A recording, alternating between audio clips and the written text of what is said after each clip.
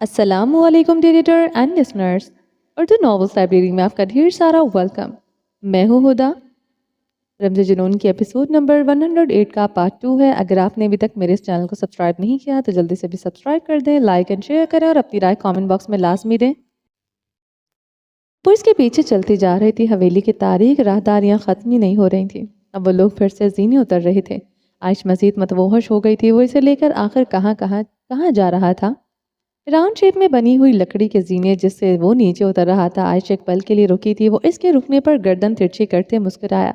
عائش اس کی مسکراہٹ پر ٹہر گئی، اس کی مسکراہٹ میں کوئی ریاکاری نہ تھی سوائے مہربان مسکراہٹ کے آئیے نیچے، آپ کو کچھ نہیں ہوگا، وہ بے حد ستائشی سے کہہ رہا تھا۔ عائش اس کے پیچھے پیچھے زینے اترتے چلی گئی تھی۔ وہ لوگ اب ایک گیلری نما جگہ پر تھے جہاں جھک کر کھڑا ہونا پڑ رہا تھا۔ لکڑی کا فرش تھا۔ عائش گہرے سانس لیتے وہاں بیٹھ گئی تھی۔ وہ بھی اس کے سامنے بیٹھ گیا تھا، گھٹنے اوپر کیے، پسٹل ہاتھ میں مضبوطی سے پکڑے ہوئے تھا۔ عائش اس کے سامنے دیوار کے ساتھ ٹیک لگائے آنکھیں مودے ہوئی تھی۔ وہ عائش کے زخمی پیر دیکھنے لگا۔ زرد بھیگی روشنی میں وہ عائش کے نقوش کو گھلا درد دیکھ سکتا تھا۔ اس لڑکی کو ایسے نہیں دیکھ سکتا تھا مگر دیکھ رہا تھا۔ آپ کو کچھ نہیں ہوگا، میرا یقین کریں۔ وہ اس لڑکی کو کیسے پرسکون کرے سمجھ نہیں پا رہا تھا۔ اس لڑکی سے دل سے تعلق کہتا تھا، وہ اس کے قدموں میں بچ جائے۔ وہ یہ بھی اس لڑکی کے ساتھ ہوا اس سے اس کی ذات منسلک تھی، وہ جو کسی چونٹی کو بھی مار نہیں سکتا تھا۔ اس کی ذات سے اس کے ہی محبوب کو گہرے زخم لگے تھے۔ وہ بے اختیاری میں اس کی طرف بڑھا، جھکتے ہوئے اس کے زخمی پیر کو تھاما تھا۔ عائش نے ہڑبڑاتے ہوئے آنکھیں کھولی، اس کی نیلی آنکھیں خوف سے پھیلی تھی۔ وہ متوحش ہوتے دیوار میں سمائی تھی۔ شوہر نامی حیوان سے بھی اسے ابھی جان چھوٹی نہ تھی۔ اس نے چھوٹے بھائی سے ہتھے چڑھ گئی تھی۔ آخر وہ زاویار خانزادہ کے بھائی پر کیسے بھروسہ کر سکتی تھی؟ ارتضی خان عائش کی آنکھوں میں سراسیمگی دیکھ کر شرمندگی سے سر جھکا گیا تھا مگر اس کے زخمی پیر کو چھوا نہیں تھا۔ عائش نے اس کا ہاتھ جھٹکا، یہ لمس سے کاٹ گیا تھا۔ آئی ایم سوری، میں صرف یہ دیکھ رہا تھا کہ زخم کتنا گہرا ہے۔ وہ لب کاٹتے پیچھے ہوا، دوبارہ سے دیوار سے ٹیک لگائے بیٹھ گیا۔ تم اور تمہارا بھائی میرے زخموں کو گہرائی نہیں ماپ سکتے، نہ میرے اندر پلتی نفرت کی جو میں تم دونوں سے کرتی ہوں۔ وہ نفرت آمیز لہجے میں بولی تھی۔ اپنے ہی مسیحا کو یوں نفرت کی مار مارتے پہلی مرتبہ دیکھا تھا۔ یہ لڑکی سچ میں اپنے آپ میں تباہی تھی۔ یہ حویلی کی زیر زمین راستہ ہے۔ وہ اس کی بات سنی انسنی کرتے کہنے لگا۔ عائش نے اسے دیکھا، بھوری اور نیلی آنکھوں کا ٹکراؤ ہوا۔ ارتضی خان نگاہیں پھر گیا تھا۔ آج کے بعد وہ شاید اسے دوبارہ نہ دیکھ سکے۔ دل کہتا تھا اسے کہیں نہ جانے دے، اسے روک لے، مگر عاشقی کے اصول کہتے ہیں وہ اس لڑکی کی مسکراہٹ، بس اس کے آگے سب کچھ ختم تھا۔ دل میں اٹھتا درد سہن ہو جانا تھا مگر ان نیلی آنکھوں میں آنسو نہیں۔ وہ نگاہیں پھیر گیا مگر درد تھا جو سینے میں اترتا جا رہا تھا۔ بہت پرانی حویلی ہے یہ، تب کے یہ راستہ بنے ہیں۔ بعد میں جدید دور کے مطابق اس حویلی پر کام ہوتا رہا مگر اس حصے کو ایسے ہی رہنے دیا۔ کہہ سکتے ہیں بابا کو اپنے اصل سے عشق ہے، جدت ان پر اثر نہیں کرتی۔ وہ اس کے حصے کو دیکھتے ہنستے ہوئے بتا رہا تھا۔ عائش دیوار سے سر ٹکائے آنکھیں موند گئی تھی ان ظالم لوگوں سے کہ کسی ماضی سے کوئی سروکار نہ تھا۔ پہلو میں دل تھا جو سیاد کے خوف سے دھڑک رہا تھا۔ وہ اسیر تھی، اپنے ہی سیاد سے خوف زدہ نہ ہوا۔ یہ کیسے ہو سکتا تھا؟ سامنے بیٹھے مسیحا کی مسیحائی کو بھی کام نہ آئی تھی۔ دھڑکنیں خوف سے منتشر تھی۔ زاویار خانزادہ ایک نام نہیں، خوف دہشت کی پرچھائی تھا۔ ڈرنا تو بنتا تھا۔ وہ ہلکا ہلکا کانپ رہی تھی۔ ارتضی خان اس پر نگاہیں گاڑے اس کا لرزتا بدن دیکھ رہا تھا۔ لالاش رات ڈیرے پر ہیں۔ عائش نے اس کی زبان پر آنکھیں کھولی، نیلی آنکھوں میں خوف و ہراس کم ہوا تھا۔ یہاں نہیں تو ہے تو کیا ہوا؟ یہاں کا چپا چپا اس کا ہے، وہ ہمیں ڈھونڈ لے گا اور پھر مجھے اور تمہیں مار دے گا۔ یہی حقیقت ہے میری اور تمہاری موت۔ وہ تلخی سے مسکرائی تھی۔ آپ کو مجھ پر بھروسہ نہیں؟ ایک لفظی جواب پر ارتضی خان کے لب بھینچے تھے۔ بات بات پر غصہ آ جانا خون میں شامل تھا۔ اسی پل ارتضی خان کی بھوری آنکھیں غصے سے سرخ ہوئی تھی۔ اگر ایسی بات ہے تو مجھ پر بھروسہ کیوں کیا؟ کیوں آئی میرے ساتھ؟ بھوری سرخ آنکھیں سراپا سوال تھیں۔ اسیر اپنے سیاد سے بھاگے گا نہیں تو کیا کرے گا؟ زندہ رہ کر سسک کر مرنے سے بہتر ہے میں زاویار کی گولیوں سے مر جاؤں۔ وہ زخمی لہجے میں بولی، میرا سوال وہی ہے، مجھ پر بھروسہ کیوں کیا؟ ہو سکتا ہے ہم پکڑے جائیں، موت صرف میری ہو، آپ کو پھر سے قید کر لیا جائے اور اب جو قید آپ کو ملے گی وہ موت سے بدتر ہوگی۔ وہ درشتگی سے کہہ رہا تھا۔ عائش آنکھوں میں خوف لیے سے دیکھتی رہی، پھر پوت کر روتی تھی۔ ارتضی خان لب کاٹ کر رہ گیا تھا۔ اس لڑکی کے آنسو دل پر گرتے تھے، بے بسی سے مار دیتی تھی۔ مجھ پر بھروسہ کیوں کیا؟ وہ جواب لینے پر مصر تھا۔ ضدی طبیعت بھی ورثے میں ملی تھی۔ تمہاری آنکھوں میں اب کچھ تھا مگر ریاکاری نہ تھی۔ وہ بھیگے لہجے میں صاف گوئی سے بولی تھی۔ وہ گہرا مسکرا گیا تھا۔ میری اور زاویار کے رگوں میں ایک ہی خون دوڑ رہا ہے۔ وہ زاویار آلیان خان ہے، میں ارتضی آلیان خان ہوں۔ ایک سا خون، ایک سی سوچ، وہ سوچ جو ہمیں یہاں کی قبائلی سسٹم نے دی تھی۔ وہ اپنی کن پٹی پر انگلی رکھ کے ٹھوک رہا تھا۔ عائش کو وہ اس پل زاویار خانزادہ لگا تھا، ویسا ہی وحشی، ویسا ہی جابر، ویسا ہی سنگ کی بھوری آنکھیں جذبے کے ہر احساس سے آ رہی تھی، خوف سے اس کی سانس سے اٹک رہی تھی۔ کیا اس نے ارتضیٰ پر اعتبار کر کے غلط کیا تھا؟ اس کا سر بری طرح چکرانے لگا، وہ سر کو بے اختیار دونوں ہاتھوں میں تھام کر رہ گئی تھی۔ وہ مٹی کے صحن میں چکر لگاتے فون کان سے لگائے ہوئے تھا۔ خان کی حویلی کے گرد گھیرا تنگ ہونا چاہیے، خان کو اس بات کی خبر نہ ہوئی۔ ایک ایک بات کی خبر مجھے ملنی چاہیے۔ نیلے رنگ کی شلوار قمیض میں ملبوس سیاہ شال کندھوں پر ڈالے التمش خانزادہ کی آنکھیں چمک رہی تھی۔ جو خبر ملی تھی وہ مسکرا گیا تھا، فون بند کرتے تیزی سے گھر سے نکل گیا تھا۔ سبز رنگ کے زرد رنگ آلود دروازے کو باہر سے تالا لگاتے اس کی آنکھیں سرخ تھیں۔ گاڑی میں بیٹھتے اب وہ اپنی پسٹل کی گولیاں چیک کر رہا تھا، پوری 12۔ آج یہ کسی کے سینے میں اترنی تھی۔ دہشت خوف کا سما تھا، سڑکیں سفید ہو چکی تھی، برف پر آج خون کی ہولی کھیلی جانے والی تھی۔ وہ ارتضیٰ کے پیچھے پیچھے زینے اتر کر آئی تھی۔ یہاں لکڑی کے ہی 2-3 کمرے بنے تھے۔ وہ دونوں اس وقت کمرے کے برآمدوں میں کھڑے تھے۔ ارتضیٰ کا ہم عمر لڑکا اندر داخل ہوا تھا، مگر ڈیل ڈول باڈی میں ارتضیٰ کم تھا۔ مگر آنکھیں ارتضیٰ خان جیسی چمکتی، ڈر خوف دہشت سے آری کیسے ہوا یارم؟ ارتضیٰ اس کی طرف بڑھا اور سختی سے غلغیر ہو گیا۔ سب سے سچی ہے یہ تیری میری دوستی، یارم گنگنایا تھا۔ ارتضیٰ خان کا بلند و بانگ کہکا گونجا تھا، یارم ریام گنگنایا تھا۔ ریام خان کا بلند و بانگ کہکا گونجا تھا۔ ریام نے ایک شاپر ارتضیٰ کی طرف بڑھایا تھا۔ بڑی مشکل سے لایا ہوں جو تم نے کہا ہے، مورے کے صندوق سے نکالے ہیں۔ میری آپا تو چڑیل ہے، وہ جو سوتے میں بھی آنکھیں کھول کر سوتی ہے۔ بڑی بہن کا ستایا ریام مغموم سا نظر آتا تھا۔ ارتضیٰ خان نے مسکراہٹ دبائی تھی۔ ریام کی بڑی بہن بیوہ ہونے کے بعد ایک چھوٹی سی بچی لیے دوبارہ سے میں کے آن بیٹھی تھی، اب دوسری شادی کے لیے مانتی ہی نہ تھی۔ اسی چکر میں ریام منگنی شدہ ہوتے ہوئے بھی کنوارا تھا۔ اس کی مورے کی شرط تھی کہ پہلے اس کی آپا کی شادی، پھر اس کی شادی ہوگی۔ اکلوتا بیٹا، اکلوتی بھائی، وہ بیچارہ پھنس کر رہ گیا تھا۔ یہ میری ہونے والی بیوی کی بری کے کپڑے ہیں۔ ریام نے جھکتے ہوئے ارتضیٰ کے کان میں سرگوشی کی تھی، رنگت سرخ تھی۔ ارتضیٰ خان نے مسکراہٹ دبائے عائش کو وہ شاپر پکڑایا۔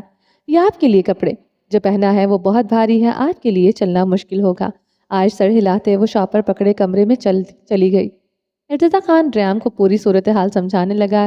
عائش نے بھاری کامدار میکسی اتارتے ہوئے آتشی گلابی رنگ کا ٹخنوں سے اوپر آتا فراک پہنا تھا، جس کا گلا گوٹے اور موتیوں سے کام سے بھرا ہوا تھا۔ پرانے طرز کا کام تھا، اب فیشن میں نہ تھا۔ یقیناً ریام کی مورے نے بہت پرانے کپڑے سنبھال کر رکھے تھے۔ گلابی آتشی رنگ کا دوپٹہ وہ وہیں پھینک چکی تھی، سیاہ چادر اوڑھ لی تھی۔ عائش نے سردی سے ٹھٹرتے ہوئے کمرے سے کھڑکی کے باہر جھانکا، برف باری ہو رہی تھی۔ اس کے پاس گرم کوٹ جرسی نہ تھی، نہ ہی جوتے۔ وہ باہر آئی تو ارتضیٰ خان اسے دیکھتے نگاہیں چرا گیا تھا۔ سیاہ گرم چادر شانوں پر ڈالے ہوئے تھی، سنہری بال شانوں اور کمر پر بکھرے تھے۔ آہ، یہ سنہری بال!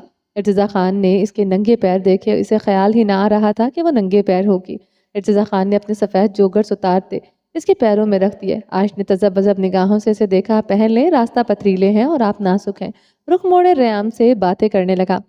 عائش نے اپنے ٹھنڈے پیروں میں وہ شوز پہنے۔ گرمی کا احساس ہوتے اس نے آنکھیں بھیگ گئی تھیں۔ اس کی الماری برانڈڈ جوتوں سے بھری ہوتی تھی۔ وہ کبھی اس طرح ننگے پیر ہوگی اس نے سوچا نہ تھا۔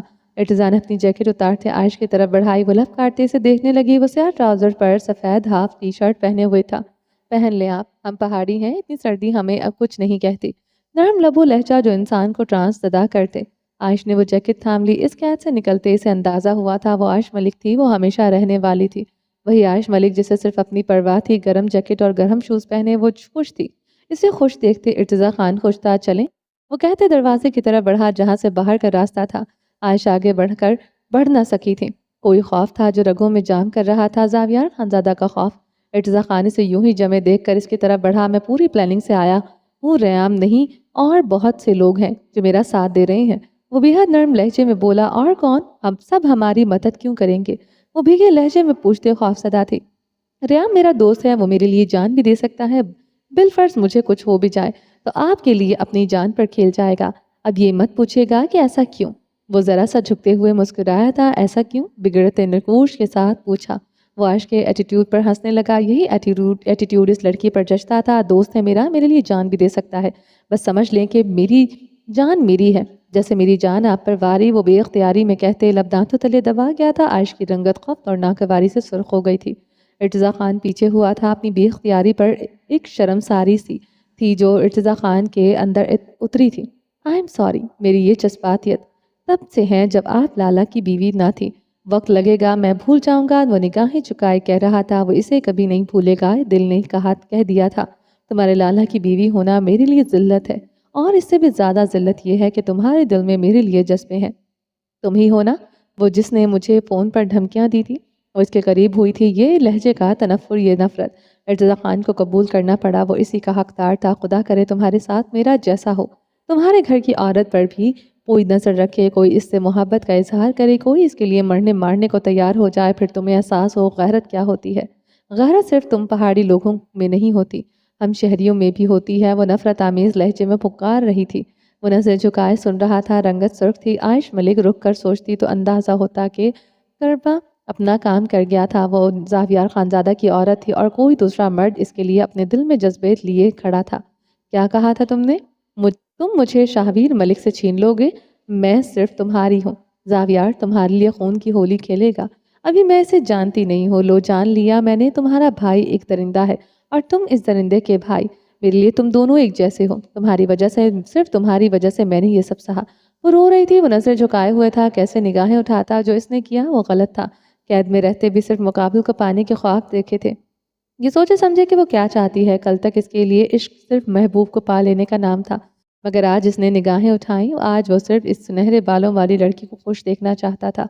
मुझे एहसास है आयश, मैंने अपने जज्बे सीने में दफन कर लिए हैं। मेरी वजह से आपको अब कभी तकलीफ नहीं पहुंचेगी। गलत इर्तिज़ा खान, तुम गलत कह रहे हो। वो इसकी बात काटते हंसी थी। तुम सिर्फ इसलिए पीछे हटे हो क्योंकि मैं तुम्हारे भाई की बीवी हूँ। गैरत आ गई है। अपने भाई की बीवी को पाने की ख्वाहिश करोगे? रगों में दौड़ता कबायली खून गैरत के मारे जोश मारने लगा होगा। अगर मैं आज भी शाहवीर की मंगेतर होती, तुम मुझे पाना चाहते, अपने ही भाई को मोहरा बनाते, तब तुम भाइयों की गैरत सोई रहती। एक लड़की क्या चाहती है तुमने ना आज से 11 माह पहले सोचा था, ना आज सोचते। वो कहती गई। इर्तिज़ा खान जब्त करता लिख गया।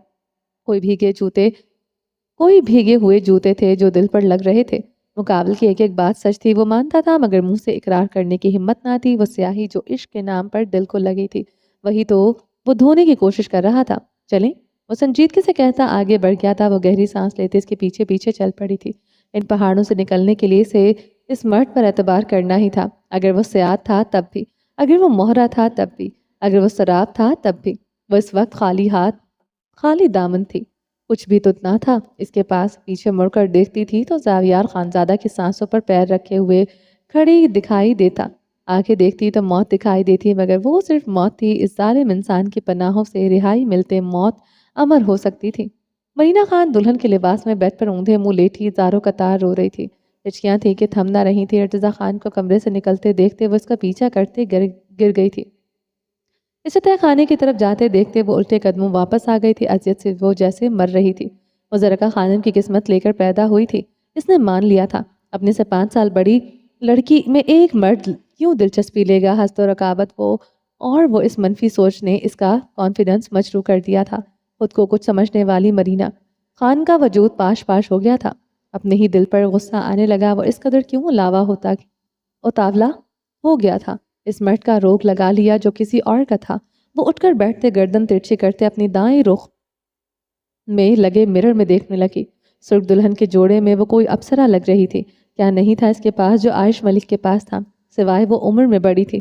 अपने से बड़े उम्र की लड़की से मर्द कभी मोहब्बत नहीं करता था। वो होश संभालते इस मर्द को, इस बात वो दिलो दिमाग में बिठा चुकी थी। तबाना खानम में ऐसा क्या था जो आलियान खान अपनी ही औरत के पीछे दीवाना वार मंडलाता रहता था? तबाना खानम पूरे 12 साल आलियान खान से छोटी थी। बस उम्रों का तजाद ही तबाना खानम को इसकी माँ से अलग बनाता था। वो हिचकियों से रोती जा रही थी। इसके मूरे बाबा ने इसे ज़िंदगी का ट्रॉमा दे दिया था। वही ट्रॉमा आज इसके आगे आन खड़ा हुआ था। इर्तिज़ा खान ने मोहब्बत करना इसके दिल की ख्वाहिश से ज़्यादा इसकी मजबूरी थी। अपने मर्द को अपना बना कर रखना, इसे मुट्ठी में इसकी तरह रखना। वो किसी की तरफ देख भी ना सके। जो ज़िंदगी ज़रका खानम ने गुजारी वो मर कर भी ना गुजार सकती थी। इसलिए वो अपने ही महरम की पहली नज़र में असीर हो गई थी। इसे मोहब्बत करना ही थी। इसे इर्तिज़ा खान को अपना बनाना ही था। ये वो सौदा था जो इसे करना ही था। वो अपने आंसू बेदर्दी से साफ कर गई थी। जो ज़िंदगी ज़रका खानम ने गुजारी वो कभी नहीं गुजारेगी और इर्तिज़ा खान को कभी डील नहीं देगी। ارتضا خان اس کا تھا، صرف اس کا تھا، وہ تبریز خان کی طرح ادھر ادھر منہ نہیں مار سکتا تھا۔ وہ تکیے پر گرتے اپلب دانتوں تلے دبا گئی تھی۔ ایک مرد کو عورت کیسے باندھ سکتی ہے؟ وہ سارے گر آزمانا چاہتی تھی، مگر کیسے؟ وہ رخ پلٹے پھر سے رونے لگی تھی۔ صرف گھر نہیں بسانا تھا، اسے اپنے گھر کو گھر بھی بنانا تھا۔ شوہر کے ہوتے بیوگی کی زندگی وہ نہیں گزار سکتی تھی۔ تقدیر نے سیاہ آنکھوں والی لڑکی کے ساتھ بے حد ظلم کیا تھا۔ اب بھوری آنکھوں والے مرد کے لیے بھی زندگی آسان نہ رہنی تھی۔ سیاہ آنکھوں میں سچے دہکتے جذبے لیے لڑکی کو جھیلنا آسان نہ تھا۔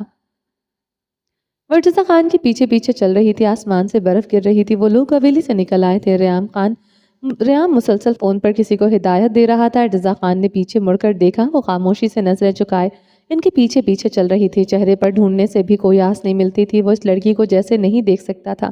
وہ عائش کے ہم قدم ہو کر چلنے لگا۔ پریشان مت ہو، میں آپ کو آپ کی منزل تک پہنچا دوں گا، ساتھ چلتے ہوئے تسلی دی۔ وہ خاموش رہی، کوئی امید کوئی مشعل دل میں نہ چلی تھی۔ اب ایسی بھی بات نہیں، یہاں کا چپا چپا زاویار کا ہے۔ کچھ چپے ارتضی خان کے بھی ہیں، چیرف کرنے کی یہ کوشش بھی رائے گئی تھی، وہ ویسے ہی رہی۔ ارتضی خان بے اختیار آسمان کی طرف دیکھنے لگا۔ برف گرنے میں تیزی آتی جا رہی تھی۔ یہاں سے آگے میرے آدمی گاڑی لیے کھڑے ہیں، بس ہمیں ایک پل کراس کرنا ہے، اس کے بعد آپ آزاد ہوں گی۔ عائش نے ارتضی کی طرف دیکھا، نیلی آنکھوں میں صرف مایوسی تھی، صرف وقت کے ساتھ خوف تھا کہ بڑھتا جا رہا تھا۔ لالا صبح کی روشنی سے پہلے حویلی واپس نہیں آئیں گے۔ آپ حویلی سے کہیں بھی جا سکتی ہیں، وہ یہ مر کر بھی نہیں سوچیں گے۔ باہر سے کوئی حویلی میں نہیں آ سکتا، اور حویلی کا کوئی آدمی ان کے ساتھ دغا نہیں کر سکتا، اور ان کا چھوٹا بھائی ارتضی خان کبھی ایسا نہیں کر سکتا۔ ایک قبائلی بھائی کبھی ایسا نہیں کر سکتا۔ وہ دانت پر دانت جمائے کہہ رہا تھا، رنگت سرخ اور بھوری آنکھوں میں پانی تھا۔ میں اپنی محبت کے لیے رو سکتا ہوں، ماتم منا سکتا ہوں، نکاح کر سکتا ہوں مجھ جیسے کمزور انسان سے۔ انہیں اس طرح کی کسی چیز کی توقع نہیں ہو سکتی۔ ویسے بھی آج میری سہاگ رات ہے، اپنی بیوی کو چھوڑ کر میں ویسا کچھ نہیں کر سکتا، یہ سب کو یقین ہوگا۔ عائش ارتضی کی بات پر اسے دیکھنے لگی۔ وہ مضطرب نظر آتا تھا، وہ شاید پچھتا رہا تھا۔ آپ بھی حویلی سے کہیں نہیں جا سکتی، لالا کو یقین ہے، اور یہی یقین انہیں آج لے ڈوبے گا۔ عائش رک گئی تھی، وہ بھی ٹہرتے اسے دیکھنے لگا۔ تم بدلا لے رہے ہو اپنے بھائی سے؟ عائش نے سنجیدگی سے پوچھا۔ بالکل نہیں، میں یہ صرف اپنے لیے کر رہا ہوں، اپنی محبت کے لیے کر رہا ہوں، آپ کے لیے۔ عائش سرخ پڑی تھی، چہرے پر پھر سے ناگواری دوڑی تھی۔ کل کو تم پچھتا بھی سکتے ہو سکتا ہے زاویار تمہیں مار دے۔ مت کرو یہ سب، مجھے واپس چھوڑ دو۔ وہ اپنے ہی لفظوں پر خوفزدہ ہو گئی تھی، ایسے جیسے کسی نے اس کی گردن پر پھندا کس دیا ہو۔ سیاد کے شکنجے میں اپنی گردن دینا آسان نہ تھا۔ میں سر پر کفن باندھ کر آیا ہوں، موت یا آپ، اور میں نے آپ کو چنا ہے۔ قیامت سی خاموشی آئی تھی جو ان دونوں کے درمیان ٹھہر گئی تھی۔ برف سے ان کے بال، ان کے پلکیں، ان کے کپڑے سفید ہوتے جا رہے تھے۔ وہ دونوں مجسم تھے۔ چلیے، وہ گہری سانس لیتا آگے بڑھ کے آتا، وہ اس کے پیچھے پیچھے چلنے لگی۔ تم عائش کے ساتھ ہر حال میں رہو گے، یوسف خان کی گاڑی میں تم بھی بیٹھو گے، لاہور تک اس کے ساتھ جاؤ گے، تمہارے علاوہ مجھے کسی پر بھروسہ نہیں۔ ارتضی خان نے پشتوں میں ریام کو ہدایت دی۔ عائش رک کر مشکوک نگاہوں سے اسے دیکھنے لگی۔ کیا کہا ہے؟ پشتوں میں کیوں بول رہے ہو؟ وہ کمر پر ہاتھ رکھے کڑے تیوروں سے گھور رہی تھی۔ 11 ماہ میں وہ کاش پشتو ہی سیکھ لیتی۔ عائش ملک کو افسوس ہوا تھا، ارتضی خان نے اس کے انداز پر ہنس پڑا تھا۔ ویسے ہم اتنے بھی برے نہیں جتنا آپ ہمیں سمجھ بیٹھی ہیں۔ اوہ، دیکھا ہے میں نے ان 11 ماہ میں سب کچھ، عورت صرف کٹ پتلی ہے آپ مردوں کے نزدیک۔ وہ منفر لہجے میں بولی تھی۔ آپ کے ساتھ جو ہوا غلط ہوا، آپ نے وہاں رہتے سب کو ایک نگاہ سے دیکھا، مجھے یقین ہے میرے بابا اور مورے نے کبھی آپ کو کچھ نہیں کہا ہوگا۔ ارتضی خان کی بات پر وہ خفیف سی ہو گئی، مگر اگلے ہی لمحے بہت کچھ یاد آیا تھا۔ صحیح کہہ رہے ہو، مگر شاید تمہارے نزدیک تمہارے لالا کی طرح ظلم صرف ہاتھ اٹھانے سے مشروط ہے۔ بہت سے طریقے ہیں عورت کو چھوٹا محسوس کروانے کے لیے۔ میری قید کو ہر طرح سے بد سے بدتر بنا دیا گیا ہے، لفظوں کے تماچے سب نے مارے ہیں، مجھے ہر کسی نے ذلت دی ہے جو میں کبھی نہیں بھولوں گی۔ انگلی اٹھائے کہا، میرے مورے بابا نے اپنا بیٹا کھو دیا ہے، اتنا تو حق بنتا تھا۔ اگر آپ کے گھر والے بھی ہوتے تو مجھے یقین ہے یہی سب کرتے، ہو سکتا ہے اس سے بھی زیادہ برا۔ وہ از حد سنجیدہ تھا۔ کہہ دو تمہارا بھائی بھی معصوم تھا، ظلم تو اس کے ساتھ بھی ہوا تھا، بھائی تو اس نے بھی کھویا تھا۔ اس کے مارے گئے ہر تھپڑ ہر جوتے کو جسٹیفائڈ کرو، وہ بگڑ ہی گئی تھی، تنفس تیز ہو گیا تھا، رنگت تیر سے سرخ۔ لالا نے جو کیا غلط کیا، مگر یقین مانے اگر آپ لالا کی نکاح میں بغیر کسی دشمنی یا بدلے کے آئی ہوتی، وہ کبھی آپ کے ساتھ ایسا سلوک نہ کرتے۔ سخت جابر طبیعت ان کا خاصہ ہے، کہہ سکتے ہیں کہ ان کے پاس دل نہیں، مگر وہ کبھی اپنی عورت کے ساتھ ایسا سلوک نہ کرتے۔ ہم نے بابا کو دیکھا ہے، ساری عمر مورے سے کبھی اونچی آواز میں بات हमारे सामने बात तक नहीं की। वनी बुरी रस्म है। ये रस्म सिर्फ यहाँ नहीं, पंजाब के कुछ देही इलाकों में भी कहीं कहीं छुप छुपा कर राइज है। कह सकते हैं कि कमज़ोर लोग आज भी इसे अपनाए हुए हैं। कत्ल करना और फिर खुद को बचाने के लिए, दुश्मनी ख़त्म करने के लिए बहाने अपनी औरत दे देना। सिस्टम, रिवाज, हम रस्में गलत हो सकती हैं, मगर हर इंसान, हर ख़ानदान, सारा इलाका नहीं। हमारी बेटियां बहनें पढ़ रही हैं, डॉक्टर इंजीनियर बन रहे हैं, हम औरतों की इज्जत करते हैं, इन्हें इज्जत देते हैं। ये सब यहाँ नहीं होता। जो आपके साथ हुआ, आपके साथ जो हुआ, इसमें आपके पेरेंट्स की भी गलती थी।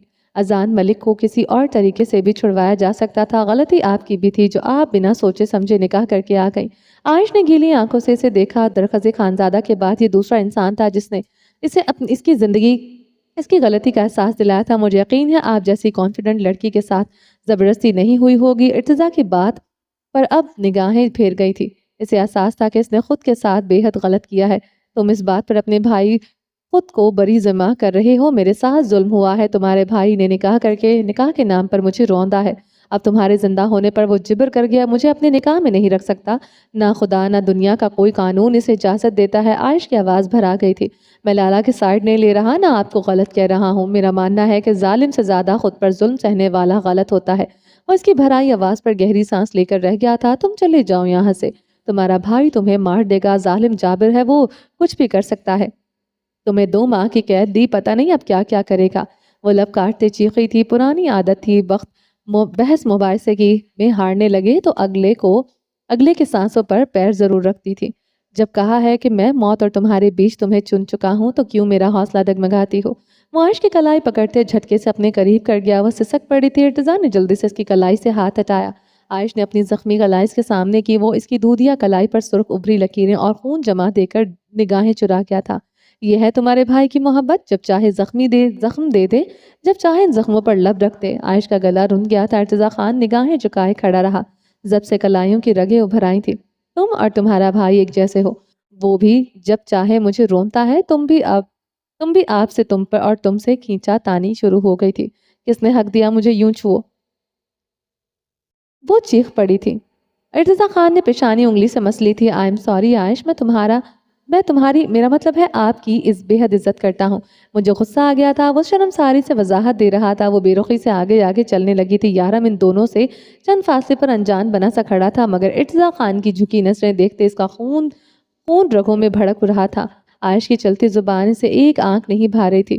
तो इसका दोस्त जान पर खेल कर इसे बचा रहा था, अपने ही खून से दगा कर रहा था। वो थी ही वो इसे ही इल्ज़ाम दे रही थी।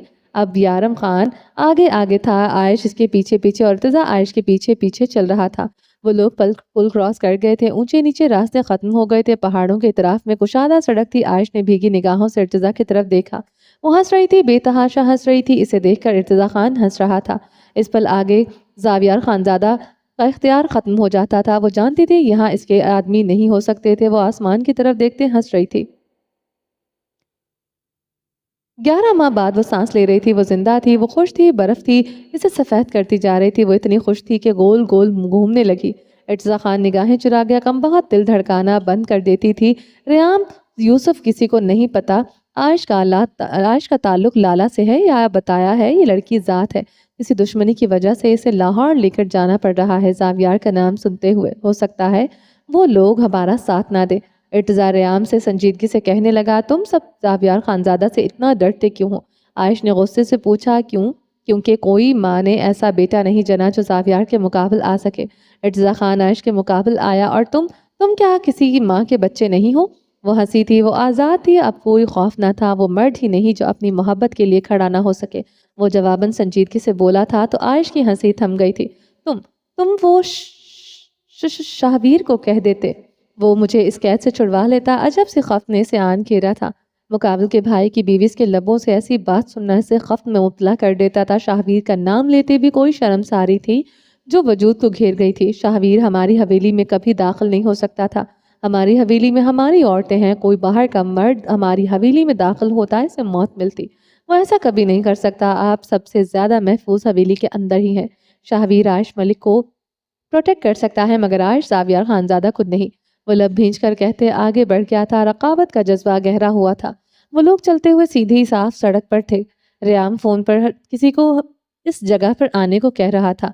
بس گاڑی آتی ہی ہوگی، ریام آپ کی حفاظت کرے گا، آپ کو فکر کرنے کی ضرورت نہیں ہے۔ وہ ایک بار پھر سے عائش کو تسلی دے رہا تھا۔ یکدم ان کے سامنے گاڑی کے ٹائر چرچرائے، گاڑی کی ہیڈ لائٹس آنکھوں پر پڑی تھی۔ ارتضیٰ خان، ریام خان، عائش ملک تینوں آنکھوں پر ہاتھ رکھے دھند آسمان سے گرتی برف میں کچھ بھی دکھائی دینا بند ہوا تھا۔ برف دھند، گاڑی کی ہیڈ لائٹ اور وہاں کھڑے تین ایک وہ شخص بھی تھا جو گاڑی میں بیٹھا مسکرا رہا تھا۔ وہ پسٹل کی نوک سے اپنا بالائی ہونٹ کا کونا اوپر اٹھائے گاڑی سے نکل آیا تھا۔ بخیر راکھ لے، وہ مسکرایا تھا۔ تینوں وجود کی سانسیں رکی تھی۔ دہشت کا دوسرا نام التمش خانزادہ ان کے سامنے کھڑا تھا۔ عائش ارتضیٰ خان کی پشت کے پیچھے چھپ گئی تھی۔ ارتضیٰ خان مٹھیاں بھیج گیا تھا۔ میرا خان اپنے بھائی، اپنی بیوی پر یقین کر سکتا ہے، مگر التمش خانزادہ نہیں۔ التمش ہوائی فائر کرتے جمپ مار کر بونٹ پر چڑھ کر بیٹھا تھا۔ عائش ارتضیٰ خان کی شرٹ پیچھے سے مٹھی میں دبوچ گئی تھی۔ التمش کے خوف سے پورا وجود کانپنے لگا تھا۔ اپنا انجام زاویار خانزادہ کے ہاتھوں لکھا صاف صاف نظر آیا تھا۔ خان ٹھیک کہتا ہے، زنجر زمین بڑے خطرناک ہے، ان سے بچ کر رہو، کمبخت خون پانی کر دیتی ہے۔ التمش کے لہجے کی ٹھنڈک وہاں کھڑے تینوں نفوس کے وجود میں اترتی گئی۔ التمش ہمیں جانے دو۔ ارتضیٰ خان آگے آیا۔ التمش کی آنکھوں میں آنکھیں گاڑی، یہ پہاڑ مجھ پر گر جائیں اگر میرے ہوتے ہوئے میرے خان کی عزت پر حرف آ جائے۔ وہ پسٹل انگلی میں گھماتے بولا، آنکھیں خون آلود تھیں۔ التمش بیچ میں مت آؤ، ایک معصوم عورت کی زندگی کا سوال ہے۔ ارتضیٰ خان نے سختی سے کہا، یہ عورت نہیں، میرے نزدیک دھبا ہے۔ عورت کے نام پر اپنے شوہر کو دغا دے کر اپنے ہی عاشق کے ساتھ بھاگتی ہے۔ ارتضیٰ خان نے پورے قوت سے پنچ التمش کے منہ پر دے مارا تھا۔ جواباً التمش ہنسنے لگا تھا۔ بندوقوں کے سے زبان گرنے والے مرد ہاتھوں سے بات نہیں کرتے تھے۔ وہ اپنی پسٹل ارتضیٰ خان کی پیشانی پر رکھ گیا تھا۔ ریام اور عائش کا خون خشک ہوا تھا، موت کی بو پھیلنے لگی تھی۔ التمش، عائش معصوم ہے، وہ لالا کے ساتھ نہیں رہنا چاہتی، اسے حق ہے وہ اپنی زندگی گزار سکے۔ ارتضیٰ خان نے ضبط سے کہتے مٹھی بھینچی، میں الٹے دماغ کا آدمی ہوں، یہ خان کی عورت ہے، بس اس سے آگے کچھ نہیں۔ کون غلط کون صحیح میں نہیں مانتا، یہ جب تک زندہ رہے گی، جب تک میرے خان کی وفا نبھائے گی۔ اگر دغا کرے گی تو خان سے پہلے میرے ہاتھوں سے ابدِ نیند سو جائے گی۔ التمش گرایا تھا، تم ہوتے کون ہو اس بات کا فیصلہ کرنے والے بے غیرت انسان؟ ارتضیٰ خان بھڑکتے ہوئے چیخا تھا، میں کون ہوں یہ بتانے کی ضرورت نہیں ہے، ہاں تم کون ہو یہ بتا دیتا ہوں۔ التمش جھمپ مار کر بونٹ سے نیچے اتر آیا تھا۔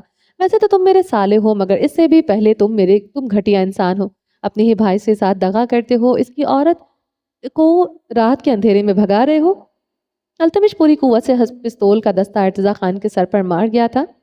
ارتضیٰ کے سر سے خون کا فوارہ پھوٹا تھا اور دیکھتے ہی دیکھتے برف رنگین ہونے لگی تھی۔ عائش نے اپنے چکراتے سر کو تھاما تھا۔ ریام خان التمش پر پسٹل تان گیا تھا۔ التمش ارتضیٰ خان کی پسٹل تانے ہوئے تھا۔ میرے ہوتے ہوئے خان کی عزت کے ساتھ کوئی نہیں کھیل سکتا۔ التمش سینے پر ہاتھ مارتے گرج رہا تھا۔ ارتضیٰ خان ہنسنے لگا تھا۔ عائش مزید خوف زدہ ہوئی تھی۔ ارتضیٰ خان پاگلوں کی طرح ہنستے ہوئے پیٹ پر ہاتھ رکھے ہوئے تھا۔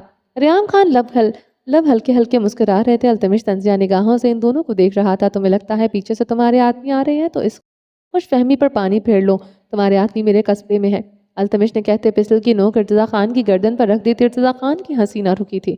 ریام بھی اب ہلکا ہلکا ہنس رہا تھا۔ عائش فخشل رنگت متغیر، تم زاویار کے وفادار کتے ہو، مجھے پتا تھا تم یہاں سے نہیں نکل سکیں گے، ارتضیٰ خان ہنستے ہنستے کہہ رہا تھا۔ عائش کی آنکھیں خوف سے پھیل گئی تھی۔ ارتضیٰ خان نے سب جانتے بوجھتے کیا۔ وہ سوکھے پتے کی مانند کانپنے لگی تھی، سے برف میں خون کی ہولی کھیلتی نظر آ رہی تھی۔ وفادار کتا میں ہوں، مگر پاگل کتے تو تم ہو گئے ہو، اور تم جیسے آوارہ کتے کسی کی بھی گولی سے مر جاتے ہیں۔ مجھے یقین ہے تمہارا بھائی تمہارے جنازے کو کندھا دینا بھی پسند نہیں کرے گا۔ التمش کو رایا، مرنا لکھا ہوا تو موت میرے مقدر میں لکھی جائے گی، مگر عائش یہاں سے ضرور جائے گی۔ ارتضیٰ خان مسکرایا تھا، اس کی آنکھیں چمک رہی تھی۔ ایسا؟ اچھا، کیسے؟ التمش ارتضیٰ کے قریب ہوا تھا۔ تمہارے آدمی میرے قبضے میں ہے، تم یہاں پھنس چکے ہو، کچھ دیر بعد میں خان کو بھی فون کر دوں گا۔ عائش کیسے جائے گی یہاں سے؟ تمہارا مرنا تو لازم ہے، مگر عائش کا کیا ہوگا؟ یہ فیصلہ تو اب خان کرے گا۔ التمش نے ارتضیٰ کا کان میں سرگوشی کی، بلند سرگوشی۔ عائش کو سب گھومتا ہوا محسوس ہوا، بد سے بدتر زافیار کے تھپڑ، اس کے بونٹ، اس کے بیلٹ سے گالیاں، سب اسے یاد آنے لگی، اپنی موت کی دعائیں مانگنے لگی۔ جس زمین کے ٹکڑے پر تم کھڑے ہو وہاں سے دیکھو تو تمہیں لگتا ہے سب کچھ تمہارے کنٹرول میں ہے، میرے پیچھے امن ہی امن ہے۔ جس جگہ پر میں کھڑا مجھے ایسا کچھ محسوس ہو رہا تھا مگر تکون یہاں مکمل نہیں ہوتا۔ ارتضیٰ کی آنکھیں چمک رہی تھی۔ ریام خان مسکرا رہا تھا، عائش کا دماغ سائیں سائیں کر رہا تھا۔ التمش طنزیہ مسکرا رہا تھا۔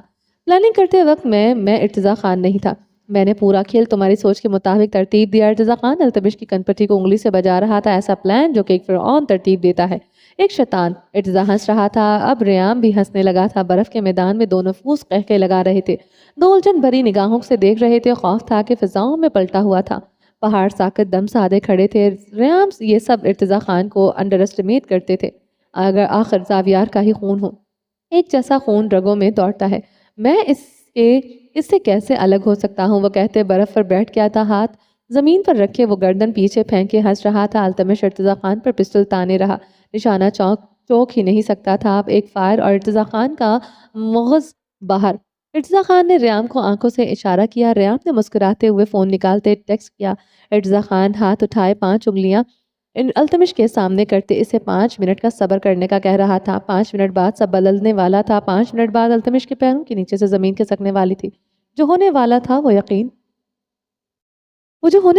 یقین کرنے کے قابل نہیں تھا۔ پہاڑ اپنی جگہ سے سرکنے والے تھے، ہوائیں رک جانی تھی۔ اسی لمحے قیامت آ جاتی تو یقین کیا جا سکتا تھا، مگر جو پتے ارتضیٰ خان نے کھیلے، وہ جو کھیل ارتضیٰ نے ترتیب دیا، اس پر مر کر بھی یقین نہیں کیا جا سکتا تھا۔ وہی ہوا، التمش کے مضبوط قدم لڑکھڑا گئے تھے، وہ بے یقین تھا، وہ بے سانس ہو گیا تھا۔ رنگت لٹھے جیسی تھی، عائش کی آنکھیں پھٹی کی پھٹی رہ گئی تھی۔ ارتضیٰ خان گردن پیچھے پھینکتے کرب سے آنکھیں مون گیا تھا۔ جو اس نے کیا تھا تو اس سے بھی نہیں آ رہا تھا۔ زمر خان 2 نقاب پوش مردوں کے ساتھ درمیان کھڑی تھی، اس کے ہاتھ اس کی کمر پر بندھے ہوئے تھے، منہ پر ٹیپ چپکائی ہوئی تھی۔ ایک آدمی پسٹل زمر کی کنپٹی پر رکھے ہوئے تھا۔ التمش کی آنکھوں میں خوف اتر آیا تھا، ٹریگر پر اس کی انگلی مضبوط ہوئی تھی۔ یہ حماقت مت کرنا التمش، ورنہ زمر کو گولی مار دی جائے گی۔ ارتضیٰ خان کھڑے ہوتے غرایا تھا۔ زمر خان بے یقینی سے ارتضیٰ کو دیکھ رہی تھی، وہ زندہ تھا، وہ شل ہو گئی تھی، وہ مجسمے کی طرح کھڑی تھی۔ التمش کا پستول والا ہاتھ کانپنے لگا، کنپٹی کی رگیں ابھر آئی تھی۔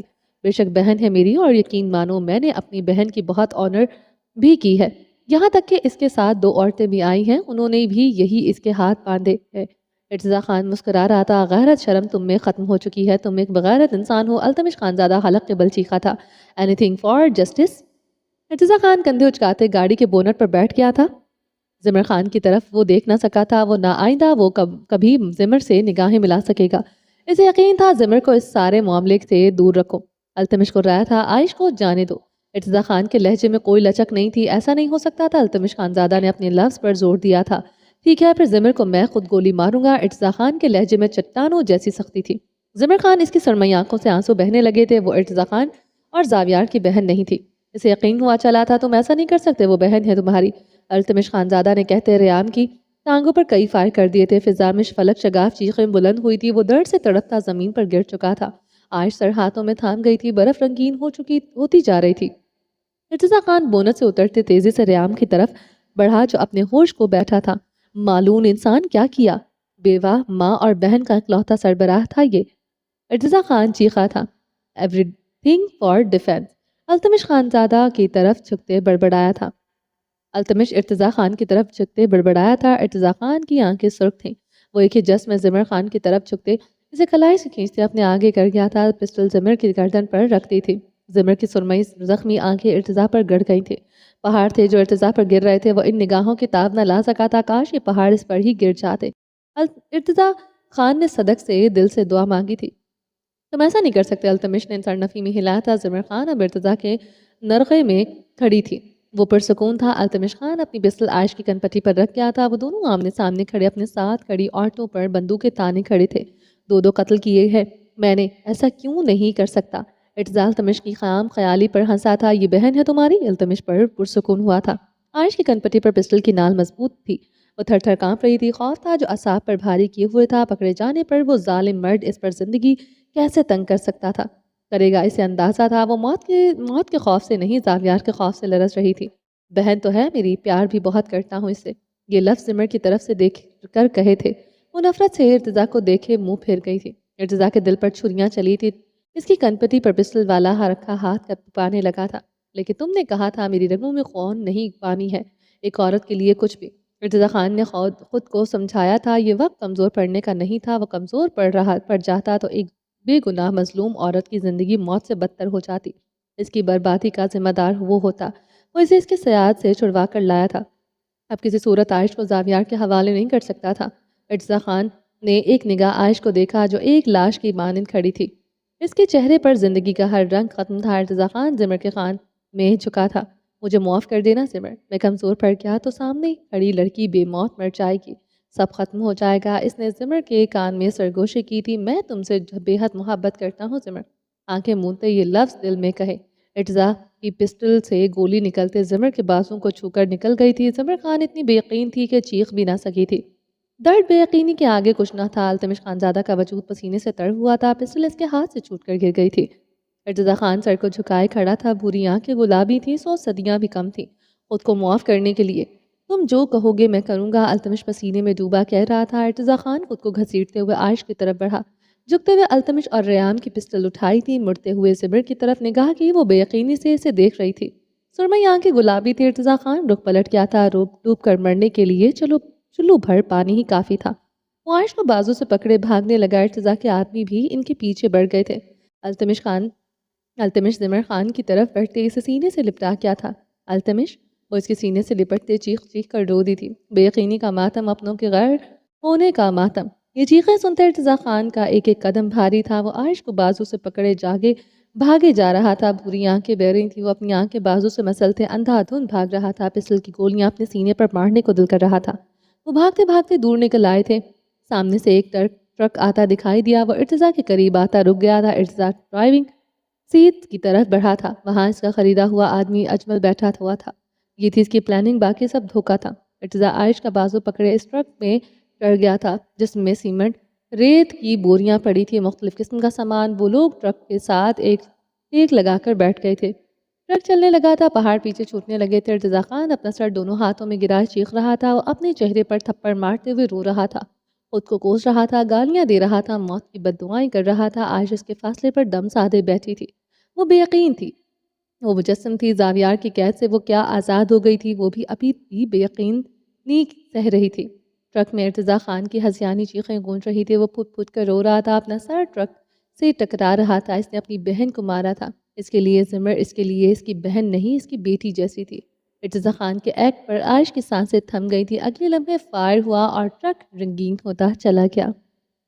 چلیں جی، باقی کا نیکسٹ ایپیسوڈ میں کنٹینیو کریں گے۔ امید ہے آپ کو یہ ایپیسوڈ پسند آئی ہوگی۔ اگر آپ نے ابھی تک ہمارے چینل کو سبسکرائب نہیں کیا تو جلدی سے بھی سبسکرائب کر دیں، لائک اینڈ شیئر کریں اور اپنی رائے کامنٹ باکس میں لازمی دیں۔ اپنا ڈھیر سارا خیال رکھیے گا، دعاؤں میں یاد رکھیے گا۔ ملتے ہیں نیکسٹ ایپیسوڈ کے ساتھ، تب تک کے لیے اللہ حافظ۔